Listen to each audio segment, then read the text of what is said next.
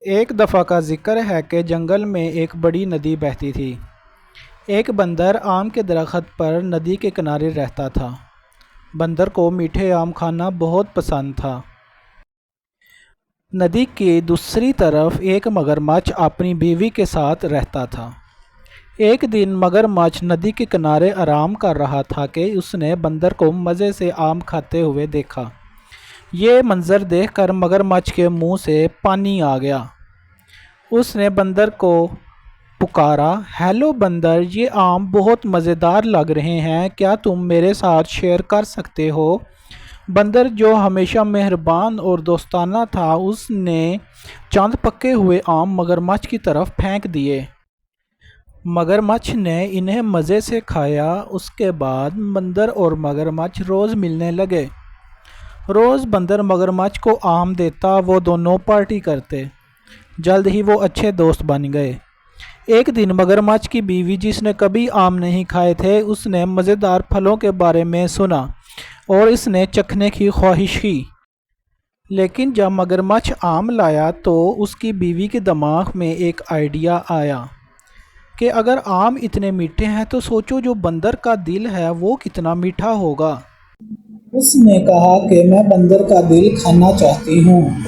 مگرمچھ کو یہ سن کر بہت صدمہ لگا، لیکن اس کی بیوی نے اصرار کیا تو دوستی اور اپنی بیوی کی فرمائش کے درمیان مگرمچھ نے بندر کو دھوکہ دینے کا سوچا۔ اگلے دن مگرمچھ وہ اس چہرے کے ساتھ بندر کے پاس گیا۔ اس نے کہا، بندر میرے دوست، میری بیوی بہت بیمار ہے۔ اسے بچانے کے لیے ایک خاص پھل چاہیے جو ندی کے بیچ ایک جزیرے پر اگتا ہے۔ کیا تم میرے ساتھ چلو گے؟ بندر فوراً راضی ہو گیا۔ بندر مگرمچھ کی پیٹھ پر چڑھ گیا۔ وہ دونوں ندی پار کرنے لگے۔ جیسے ہی وہ ندی کے بیچ میں پہنچے، مگرمچھ نے بتایا، میری بیوی پھل نہیں چاہتی، وہ تمہارا دل کھانا چاہتی ہے، کیونکہ وہ سمجھتی ہے کہ یہ آموں کی طرح میٹھا ہوگا۔ بندر حیران رہ گیا کیونکہ اس نے جلدی سے ایک پلان بنایا۔ اوہ مگرمچھ بھائی، تم نے مجھے پہلے کیوں نہیں بتایا؟ میں خوشی سے اپنا دل دے دیتا تاکہ تمہاری بیوی ٹھیک ہو جائے، لیکن میں اپنا دل درخت پر چھوڑ آیا ہوں۔ اگر تم مجھے واپس لے جاؤ تو میں اسے لا سکتا ہوں۔ مگرمچھ بندر کی چال سمجھ نہیں پایا۔ اس نے واپس ندی کے کنارے کا رخ کیا۔ جیسے ہی وہ کنارے پر پہنچے، بندر فوراً اس کی پیٹھ سے اتر کر درخت پر چڑھ گیا۔ اوپر سے نیچے دیکھتے ہوئے اس نے کہا، اوہ مگرمچھ بھائی، تم کیسے سوچ سکتے تھے کہ میں اپنا دل اپنے ساتھ لے کر چلوں گا؟